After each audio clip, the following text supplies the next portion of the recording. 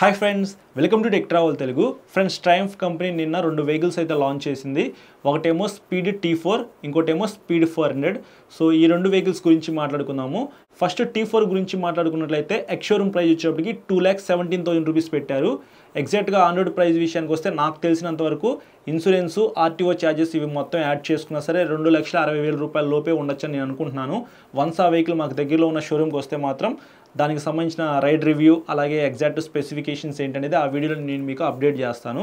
Speed 400 2,95,000 rupees change ఉంది కదా, ఆ వెహికల్తో కంపేర్ చేసుకుంటే ఈ వెహికల్ చాలా వరకు ప్రైస్ తగ్గింది. కాబట్టి ఏమేమి స్పెసిఫికేషన్స్ పరంగా ప్రైస్ కట్ చేశారు ఈ వీడియోలో మాట్లాడుకుందాం. మీరు స్కిప్ చేయకుండా లాస్ట్ వరకు చూడండి. ఫ్రెండ్స్, ఫస్ట్ స్పెసిఫికేషన్స్ గురించి డిస్కస్ చేద్దాము. ఇంజిన్ విషయానికి వస్తే single cylinder 4 stroke 4 valves liquid cooled 398.15 cc BS 6.2 DOS engine అయితే ఇచ్చారు. 31 PS పవర్, 36 Nm టార్క్ అయితే ఈ ఇంజిన్ జనరేట్ చేసిద్ది.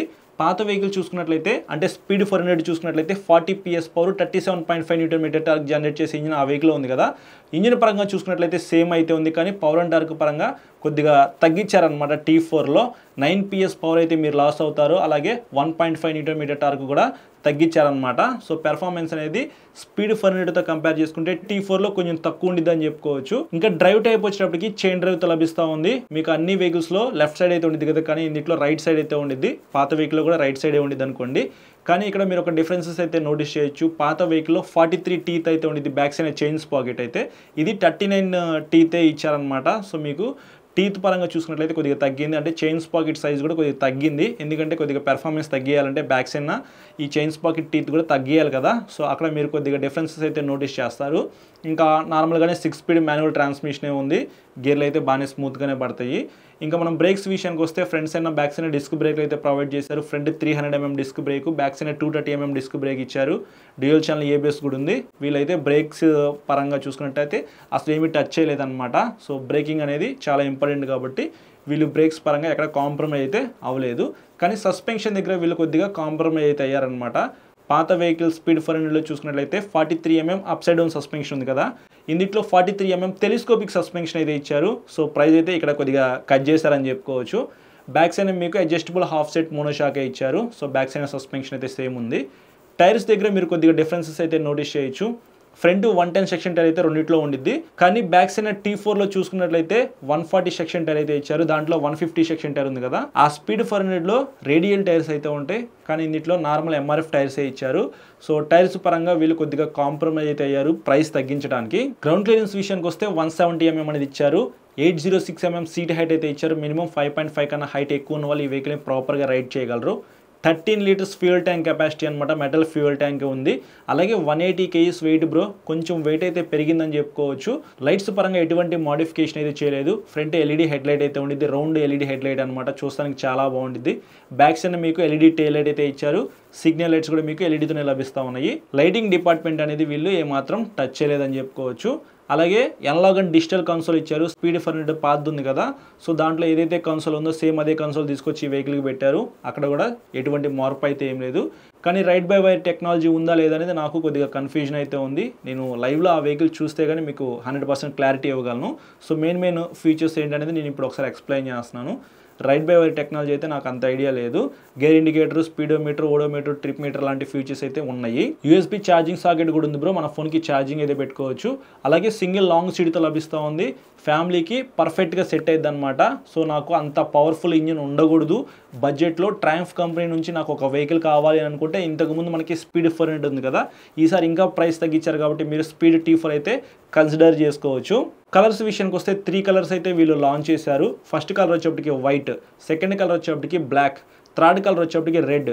నాకైతే రెడ్ కలర్ చూడగానే బాగా నచ్చింది. లైవ్లో ఈ 3 కలర్స్లో ఏది బాగుంటే అది నేను ఒకసారి డెడికేట్గా వీడియో రికార్డ్ చేస్తాను కదా, దాంట్లో అప్డేట్ చేస్తాను. సో నేను ఇమేజెస్లో చూసినప్పుడు మాత్రం రెడ్ అయితే కొద్దిగా బాగుంది. ఇంకా టాప్ స్పీడ్ విషయానికి వస్తే పవర్ అండ్ టార్క్ అయితే తగ్గించారు. అలాగే back side chains pocket size కూడా తగ్గించారు కాబట్టి టాప్ స్పీడ్ అయితే 140 కిలోమీటర్స్ మాత్రమే వెళ్ళిద్ది. అంటే ఆ వెహికల్ మీద ఉన్న పర్సన్ బరువుని బట్టి కూడా రైడ్ చేసే విధానాన్ని బట్టి కూడా టాప్ స్పీడ్ వెళ్ళిద్ది. కాబట్టి ఈజీగా మీరు 140 కిలోమీటర్స్ అయితే ఎక్స్పెక్ట్ చేయొచ్చు టాప్ స్పీడ్ అయితే. నార్మల్ స్పీడ్ 400 అయితే మాత్రం 160 పైనే వెళ్ళిద్ది కదా, కానీ ఇందులో కొంచెం తగ్గిద్ది. అలాగే మైలేజ్ కూడా కొద్దిగా పెరిగిద్ది bro. Suspension, back side tyre కూడా తగ్గించారు కాబట్టి ఈజీగా 30 నుంచి 35 కిలోమీటర్స్ మధ్యలో మీరు ఎక్స్పెక్ట్ చేయొచ్చు మైలేజ్ అయితే. సో మైలేజ్ ఎవరికైతే కావాలనుకుంటారో వాళ్ళకి ఇది ఒక మంచి విషయం అని చెప్పుకోవచ్చు. కానీ ఇక్కడ మీరు ఒక డిఫరెన్సెస్ అయితే నోటీస్ చేయొచ్చు.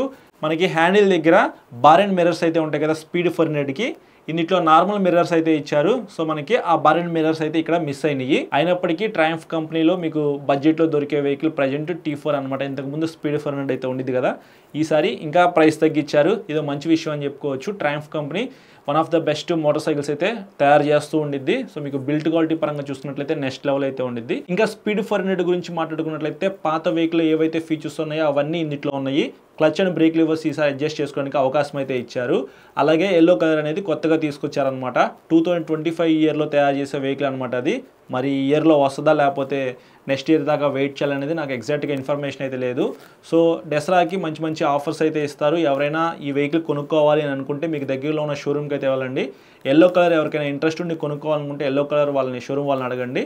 మా దగ్గర ఉంది తీసుకోండి అంటే ఓకే, లేదు అది నెక్స్ట్ ఇయర్లో లాంచ్ అవుతుంది కాబట్టి నెక్స్ట్ ఇయర్ దాకా మీరు వెయిట్ చేయాలని చెప్పి షోరూమ్ వాళ్ళు చెప్పారనుకోండి. సో మీకు ఆ కలర్ కావాలి అని అనుకుంటే వెయిట్ చేయండి, లేకపోతే మిగతా కలర్స్ అయితే మీరు పర్చేస్ చేయొచ్చు. మిగతావి 3 కలర్స్లో మీకు అవైలబిలిటీలో ఉంది స్పీడ్ ఫోర్నెట్ అయితే. సో ఒకసారి నేను ఆ వెహికల్ రైడ్ చేసిన తర్వాత దాని పెర్ఫార్మెన్స్ చెక్ చేసిన తర్వాత కంపేర్ చేద్దాము స్పీడ్ ఫోర్నెట్తో, NS400Zతో అలాగే T4తో. దాన్ని బట్టి మీకు ఇంకా ఒక క్లారిటీ అయితే వస్తుంది. సో వెహికల్స్ అయితే నిన్నే లాంచ్ అయినాయి కాబట్టి వెయిట్ చేయండి. ఆ వెహికల్స్ షోరూమ్కి రావడానికి ఇంకా కొంచెం టైం పట్టిద్ది. సో మన ఛానల్ ఎవరైతే సబ్స్క్రైబ్ చేయకుండా చూస్తున్నారో సబ్స్క్రైబ్ చేసుకొని ఫాలో అవుతూ ఉండండి. ఇన్స్టాగ్రామ్లో కూడా ఫాలో అవ్వండి బ్రో. నేను ఇన్స్టెంట్గా మీకు ఏమైనా అప్డేట్ ఇవ్వాలి అని అనుకుంటే ఇన్స్టాగ్రామ్లో అయితే పోస్ట్ పెట్టేస్తాను. సబ్స్క్రైబ్ చేసుకొని ఫాలో అవుతూ ఉండండి. ఇట్లాంటి ఆటోమొబైల్ కంటెంట్కి సంబంధించిన ఇన్ఫర్మేషన్ అయితే మన ఛానల్లో వస్తూనే ఉండిద్ది. Thank you.